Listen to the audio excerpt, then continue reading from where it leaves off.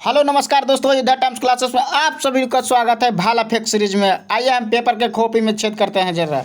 आज का पहला क्वेश्चन कहता है क्या करा है क्या गति का पहला समीकरण किसके बीच का संबंध दर्शाता है। मेरे दोस्तों करा गति का पहला समीकरण होता है v बराबर u प्लस ए टी होता है। ये गति का क्या होगा, पहला नियम होगा। यह क्या दर्शा रहा है, वेग। क्या दर्शा रहा है मेरे दोस्तों, वेग। ये क्या हो गया, समय। क्या हो गया, समय। तो गति के पहला समीकरण में क्या दर्शाता है, वेग और समय को दर्शाता है। क्या दर्शाता है, वेग और समय को दर्शाता है। किसका दर्शाता है, वेग और समय को दर्शाता है। जिससे इसका ऑप्शन हो जाएगा क्या, वेग और समय। Option number B, option number B. इसी तरह से गति का दूसरा नियम क्या होता है, एस बराबर U T plus half A T square. क्या होता है मेरे दोस्तों, half A T square. S क्या दर्शा रहा है, स्थिति दर्शा रहा है। क्या दर्शा रहा है, स्थिति या विस्थापन। यहाँ क्या दर्शा रहा है, टी समय। तो कह रहा है गति के दूसरा नियम में क्या दर्शाता है, स्थिति और समय को दर्शाता है। क्या दर्शाता है, स्थिति और समय का। गति का तीसरा नियम, गति का तीसरा नियम क्या कहता है, भी स्क्वायर बराबर यू स्क्वायर प्लस 2as। क्या आता है, भी स्क्वायर बराबर यू स्क्वायर प्लस 2s। यह क्या दर्शा रहा है, वेग। क्या दर्शा रहा है, वेग। यह क्या दर्शा रहा है, स्थिति या विस्थापन। स्थिति या विस्थापन को दर्शाता है। तो गति का तीसरा नियम में क्या दर्शाता है, वेग और समय का, वेग और समय का। Question number next, question number next में करा मेरे दोस्तों, करा एक वस्तु। क्या करा, देखिए नॉमरिकल आ गया मेरे भाई साहब। भाई दोस्तों क्या करा, नॉमरिकल है। एक वस्तु स्थिर स्थिति से की ओर से होकर 4 मीटर प्रति सेकंड स्क्वायर से निरंतर त्वरण से स्थानांतरित त्वरण होती है तो 8 सेकंड के बाद इसका गति क्या होगा मेरे दोस्तों। प्रारंभिक वेग कितना दिया, 0 दिया है। और देखिए ए के मान कितना दिया दोस्तों, 8 मीटर पर सेकंड स्क्वायर दिया है। 8 मीटर प्रति वर्ग सेकंड दिया है ना, 8 मीटर प्रति वर्ग। तो हो गया कितना, नहीं 4 दिया है, 8 नहीं दिया, सॉरी दोस्तों, 4 दिया है। 4 मीटर पर सेकंड स्क्वायर। टी के मान कितना दिया दोस्तों, 8 दिया है। कितना दिया है, 8 दिया है। कितना दिया है, 8 दिया है। और देखिएगा 8 दिया है मेरे दोस्तों, 8 दिया है। क्या प्रारंभिक वेग हो गया, 0 हो गया। ए के मान कितना हो गया, 4 मीटर पर सेकेंड स्क्वायर हो गया। और टी के मान कितना हो गया मेरे दोस्तों, 8 सेकेंड हो गया। तो हम जानते हैं गति का प्रथम नियम यू प्लस ए टी, जिसमें करा यू के मान कितना दिया है, 0। ए का मान कितना दिया है मेरे दोस्तों, 4 दिया है। और टी के मान कितना दिया, 8। तो 8 चौक 32 मीटर पर सेकेंड। क्या आता है, 32 मीटर प्रति second. Option number C, option number C. Question number next, question number next में करा है क्या मेरे दोस्तों, क्वेश्चन नंबर नेक्स्ट में करा है क्या, उत्प्लावनता का सिद्धांत के आधार पर जहाज पानी में तैरता है। सर्वप्रथम इस सिद्धांत का पहचान करने का श्रेय किस वैज्ञानिक को दिया जाता है। तब सर्वप्रथम इस दिया जाता है आर्किमिडीज को। किसका दिया जाता है, आर्किमिडीज को दिया जाता है। नील्स बोर ने क्या बताया, नील्स बोर्स ने यही बताया, नील्स बोर्स ने नाभिकीय विखंडन का सिद्धांत किसने दिया था, नील्स बोर्स ने दिया, नील्स बोर ने दिया था। नाभिकीय विखंडन, नाभिकीय विखंडन का सिद्धांत किसने दिया, नील्स बोर्स ने दिया मेरे दोस्तों। किसने दिया, नील्स। केपलर ने क्या दिया था, सौरमंडल ग्रह का, सौरमंडल के ग्रहों की गति का सिद्धांत दिया था, ग्रहों का गति का सिद्धांत दिया था। केन रूथफोर्ड क्या है, ये न्यूजीलैंड का एक क्रिकेटर है। क्या है, न्यूजीलैंड के क्रिकेटर था। क्या थे, न्यूजीलैंड के क्रिकेटर था। Question number next, question number next में कह रहा है क्या, ऊष्मा। क्या करा है, ऊष्मा गतिकी का कौन सा नियम एनट्रोपी को परिभाषित करता है। देखिए ऊष्मा गति का नियम, देखिएगा मेरे दोस्तों नियम कौन कौन हो गया। पहला हो गया क्या, शून्यमा नियम। कौन हो गया, शून्यमा नियम। दूसरा क्या हो गया, प्रथमा नियम। कौन सा नियम, प्रथमा नियम। तीसरा हो गया क्या, द्वितीय नियम। कौन सा नियम, द्वितीय नियम। चौथा क्या हो गया, तृतीय नियम। कौन सा नियम, तृतीय नियम। देखिए शून्यमा नियम में क्या बताता है दोस्तों, शून्यमा नियम में क्या बताता है शून्यमा नियम में यही बताता है कि ऊष्मा का संतुलन नियम पर आधारित होता है। शून्यमा नियम ऊष्मा के संतुलन नियम पर आधारित होता है। संतुलन नियम पर आधारित होता है जो तापमान को परिभाषित करता है। जो क्या तापमान को परिभाषित करता है।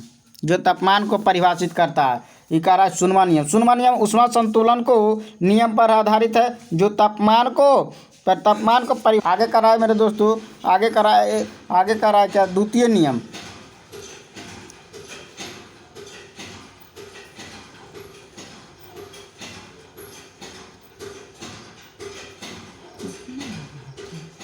देखिए मेरे दोस्तों, इसमें क्या रखा रहा है, प्रथमा नियम में क्या बताता है नियम। प्रथमा नियम में यही बताता है कि ऊर्जा संरक्षण पर आधारित होता है। प्रथमा नियम ऊर्जा संरक्षण पर आधारित होता है। ऊर्जा संरक्षण पर आधारित है जो आंतरिक ऊर्जा को परिभाषित करता है।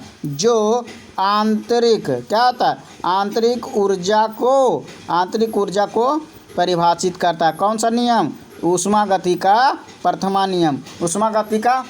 नियम। द्वितीय नियम तो यहाँ बताइए रहा है मेरे दोस्तों, कौन सा ऊपर से क्वेश्चन का नियम द्वितीय नियम का दिया हुआ है। अगला कह रहा है क्या, तीसरा नियम में कह रहा है मेरे दोस्तों क्या, तृतीय नियम यह परम शून्य तापमान पर है। क्या कर रहा है, तृतीय नियम कहते हैं। यह तृतीय नियम में क्या कर रहा है मेरे दोस्तों, तृतीय नियम में कह रहा है क्या, तृतीय नियम में कह रहा है यह परम शून्य तापमान, यह कह रहा है परम शून्य तापमान पर एनोट्रॉपी को परिभाषित करता है। क्या करता है, एनोट्रॉपी को परिभाषित करता है। क्या करता है, एनोट्रॉपी को परिभाषित करता है मेरे दोस्तों। एनोट्रॉपी को परिभाषित करता है क्या, ऊष्मागति का तीसरा नियम। क्वेश्चन नंबर नेक्स्ट में करा है मेरे दोस्तों क्या, क्वेश्चन नंबर नेक्स्ट में करा, निम्नलिखित में से किस विद्युत चुम्बकीय तरंग दैर्घ्य सबसे कम होता है। तो गामा किरणें का किसका होता है, गामा किरणें का तरंग दैर्घ्य क्या होता है, कम होता है। किसका होता है, गामा किरणें। मेरे दोस्तों बता सकते हैं गामा किरणें का खोज किसने किया था, बैकुरल ने किया था। किसने किया था, बैकुरल ने किया था। किसने किया था, बैकुरल। बता सकते हैं क्या सर, एक्स किरणें का खोज किसने किया था, राउंटजन ने किया था। क्या किया था, राउंटजन ने किया था। किसने किया था, राउंटजन ने किया था। और करा क्या देखिएगा, अगला करा क्या, परावैंगिक किरणें का खोज किसने किया था। देख लीजिए हिंदी में, परावैंगिक किरणें का खोज किसने किया था, रीटर साहब ने किए थे। किसने किया था, रीटर ने किया था। लघु रेडियो तरंग का खोज किसने किया था, लघु रेडियो तरंग का खोज किसने किया था मेरे दोस्तों, लघु रेडियो तरंग का खोज हेनरिक हर्ट्ज ने किया था। किसने किया था मेरे दोस्तों, हेनरिक हर्ट्ज ने किया था। तो आप बता सकते हैं दीर्घ रेडियो तरंग का खोज किसने किया था, दीर्घ रेडियो तरंग का खोज किसने किया था मेरे दोस्तों, मार्कोनी ने किया था। किसने किया था, मार्कोनी ने किया था। किसने किया था, दीर्घ रेडियो तरंग का खोज मार्कोनी ने किया था। क्वेश्चन नंबर नेक्स्ट में कर रहा है क्या मेरे दोस्तों, क्वेश्चन नंबर नेक्स्ट में कर रहा है क्या, वह तत्व जिसके अणु में 3 संयुक्त इलेक्ट्रॉन होते हैं। कह रहा है वह तत्व जिसके अणुओं में 3 संयुक्त इलेक्ट्रॉन होते हैं। एक उदाहरण है, किसका उदाहरण है, तो यह उदाहरण है मेरे दोस्तों एल्युमिनियम का। क्या है, एल्युमिनियम का। एल्युमिनियम जो किस परिवार में आते हैं, 3 संयुक्त इलेक्ट्रॉन है जो बोरॉन फैमिली में आता है। देख लिया, बोरॉन फैमिली में। कौन सा फैमिली, बोरॉन फैमिली में। किस में आता है, बोरॉन फैमिली में। और कौन सा ग्रुप में आता है, ग्रुप नंबर 13। क्या आता है, ग्रुप नंबर 13 में आता है। इसका देखिएगा, बोरॉन फैमिली का एक ट्रिक होता है मेरे दोस्तों, बैगन। क्या आता है मेरे दोस्तों, बैगन, आलू, गाजर, बोरॉन फैमिली का है। गाजर,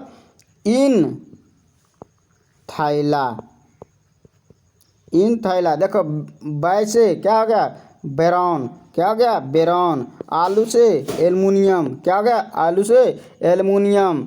एल्युमिनियम, और इनसे इन गाजर से हो गया मेरे दोस्तों गैलियम, क्या हो गया गैलियम। इनसे क्या हो गया इंडियम, क्या हो गया इंडियम। और थैलास क्या हो गया थैलियम, क्या हो गया थैलियम होता है। यह ट्रिक है दोस्तों किस बेरोन फैमिली का ट्रिक है। बैगन आलू गाजर इन थैला, ये सब तो बेरोन हो गया, एल्युमिनियम हो गया, गैलियम हो गया, इंडियम हो गया, थैलियम हो गया। किस परिवार के है यह है बेरोन फैमिली का। पूछे कौन सा ग्रुप में आता है, ग्रुप 13 में आता है। इसमें संयोजकता कितना होता है दोस्तों, वैलेंसी, वैलेंसी कितना आता है मेरे दोस्तों, इसमें कितना आता है +3 होता है। कितना होता है +3 होता है। यही इसका ट्रिक है मेरे दोस्तों बोरॉन फैमिली का। कितना होता है बोरॉन फैमिली का।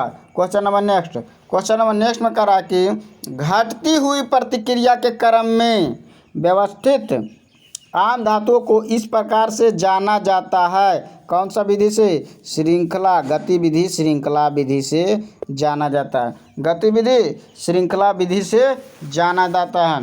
क्वेश्चन नंबर नेक्स्ट में करा है मेरे दोस्तों, करा जब मेंडलीफ ने अपना काम शुरू किया था कितने तत्व ज्ञात थे, तो 63 तत्व ज्ञात थे। कितने तत्व 63 तत्व मेंडलीफ द्वारा जब बनाए गए थे, मेंडलीफ द्वारा बनाए गए तो आवर्त सारणी में, आवर्त सारणी में मेरे दोस्तों वर्ग 9 थे, वर्ग 9 थे और आवर्त 7 थे। क्या थे आवर्त 7 थे, क्या थे आवर्त 7 थे। क्वेश्चन नंबर नेक्स्ट करा, क्वेश्चन नंबर नेक्स्ट में करा मेरे दोस्तों, करा किसी भी समान समूह में, किसी भी समान समूह में मौजूद तत्वों के संयोजी इलेक्ट्रॉन की संख्या क्या होती है, समान होती है। संयोजी इलेक्ट्रॉनों की संख्या समान होती है।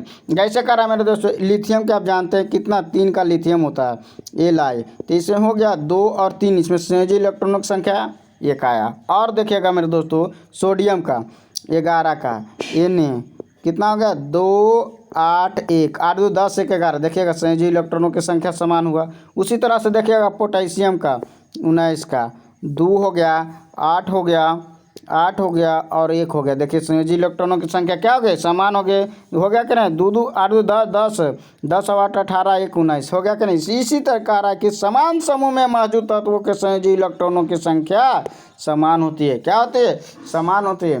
Question number next, question number next में करा है इनमें से कौन सा नोबेल गैस नहीं है, तो कौन सा इसमें नोबेल गैस नहीं है, हाइड्रोजन नहीं है मेरे दोस्तों। इसका जरा सा ट्रिक देख लीजिएगा नोबेल गैस का, इनर्ट गैस का कौन सा ट्रिक होता है।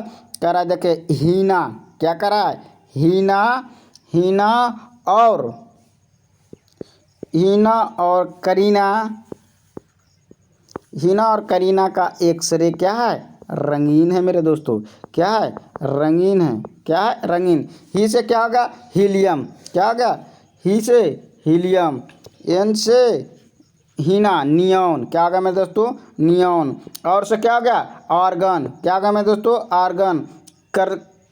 करीना से क्या होगा क्रिप्टॉन, क्या होगा क्रिप्टॉन। एक्सरे से क्या होगा जेनॉन एक्सी, जेनॉन। रंगीन से क्या हो गया मेरे दोस्तों रंगीन से क्या हो गया, रंगीन से हो गया क्या रेडॉन Rn, क्या होता है रेडॉन। देखिए कितने होते हैं परमाणु संख्या इसमें कितने, हीलियम का कितना हो गया 2 हो गया, नियॉन का कितना है 10 है, आर्गन का 18, क्रिप्टॉन 36, जेनॉन को 54 और रेडॉन को 86, क्या है 86। इसमें क्या है मेरे दोस्तों इसमें संयोजी, इसमें संयोजकता कितना होता है वैलेंसी कितना होता है मेरे दोस्तों, इसका वैलेंसी कितना होता है 0 होता है, शून्य होता है मेरे दोस्तों। कितना होता है शून्य होता है। जेनॉन को कौन सा और गैस कहा जाता है स्ट्रेंजर गैस कहा जाता है। एक क्या कहा जाता है स्ट्रेंजर गैस से कहा जाता है। हीलियम को क्या कहा जाता है सबसे हल्की गैस तत्व कहा जाता है जो वायुयान के टायरों में भरा जाता है। क्या जाता है वायुयान के टायरों में भरा जाता है। क्वेश्चन नंबर नेक्स्ट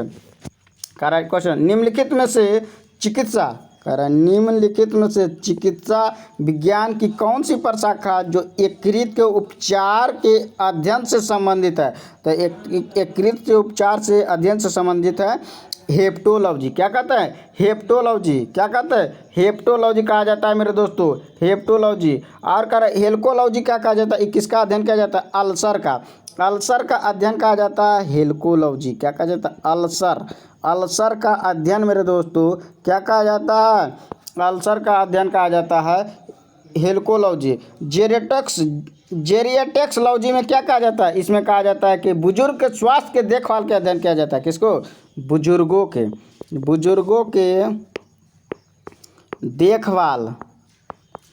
देखभाल के अध्ययन के लिए किया जाता है। क्या जीरिएट्रिक्स का अध्ययन किया जाता है किसमें? बुजुर्गों के देखभाल के लिए। किसमें?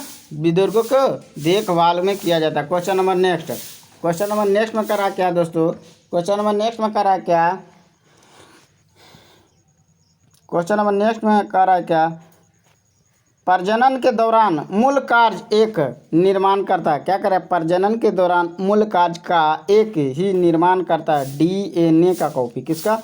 डीएनए का कॉपी। डीएनए का किसने दिया था? वाटसन और क्रिक ने दिया था। कब दिया था? 1953 में। के दिया था?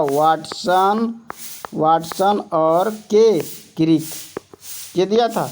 वाटसन और क्रिक ने दिया था। डीएनए मॉडल है द्विकुंडलित संरचना पर आधारित है। द्विकुंडलित संरचना पर। क्या? द्विकुंडलित माने डबल हेलिक्स। द्विकुंडलित किसे? द्विकुंडलित मॉडल पर का प्रतिपादन किया है। द्विकुंडली मॉडल पर प्रतिपादित किया है दोस्तों। देखिएगा डीएनए का फुल फॉर्म क्या होता है? डीएनए का डीऑक्सीराइबो न्यूक्लिक एसिड। क्या कहता है? डीएनए का डीऑक्सीराइबो न्यूक्लिक एसिड। क्या कहता है? न्यूक्लिक एसिड कहा जाता है। आरएनए के क्या कहा जाता है इन्हें दोस्तों? Ribo nucleic acid. क्या कहा जाता है? Ribo nucleic acid. क्या कहा जाता है? राइबो न्यूक्लिक एसिड कहा जाता है। राइबो न्यूक्लिक एसिड कहा जाता है। क्वेश्चन नंबर नेक्स्ट क्या कहा जाता है? उस बिंदु को क्या नाम है जिस पर क्रोमोसोम में क्रोमैटिक जुड़े रहते हैं? क्या कहा जाता है? सेंट्रोमियर कहा जाता है। क्या कहा जाता है? सेंट्रोमियर कहा जाता है। क्वेश्चन नंबर नेक्स्ट रेटिनॉल का मुख्य रूप से संबंधित है किससे? विटामिन ए से संबंधित है मेरे दोस्तों। देखिएगा विटामिन ए से संबंधित है रेटिनॉल। क्या है? रेटिनॉल। जैसे विटामिन B1 से संबंधित है क्या? थायमिन। रासायनिक नाम क्या है मेरे दोस्तों? थायमिन। क्या है? थायमिन। क्या है मेरे दोस्तों? थायमिन। सी से क्या कहते हैं? एस्कॉर्बिक। क्या कहा जाता है? सी हो गया मेरे दोस्तों एस्कॉर्बिक। क्या कहा जाता है? एस्कॉर्बिक। क्या कहा जाता है? एस्कॉर्बिक अम्ल। अब विटामिन डी का क्या कहा जाता है मेरे दोस्तों? कैल्सीफेरॉल। विटामिन डी को क्या कहा जाता है? रासायनिक नाम क्या है? कैल्सीफेरॉल। क्या है? कैल्सीफेरॉल। विटामिन ई को क्या कहा जाता है? टेकोफेरॉल। क्या कहा जाता है दोस्तों? टेकोफेरॉल। क्या कहा जाता है? टेकोफेरॉल। क्या कहा जाता है? टेकोफेरॉल। अगर कहेगा विटामिन के का क्या कहेगा मेरे दोस्तों? फिलोक्विनोन या नेफ्थोक्विनोन। क्या कहा जाता है? नेफ्थोक्विनोन।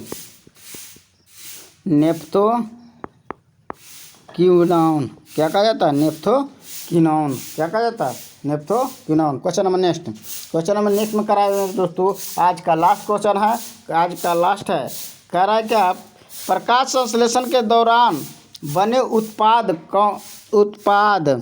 कौन से हैं? तो बने उत्पाद हैं मेरे दोस्तों ग्लूकोज और जल और ऑक्सीजन है। क्या है? ग्लूकोज जल और ऑक्सीजन है। आज का लास्ट क्वेश्चन है। इस चैनल को लाइक करें, शेयर करें और सब्सक्राइब करें ये द टाइम्स क्लासेस के। जय हिंद दोस्तों।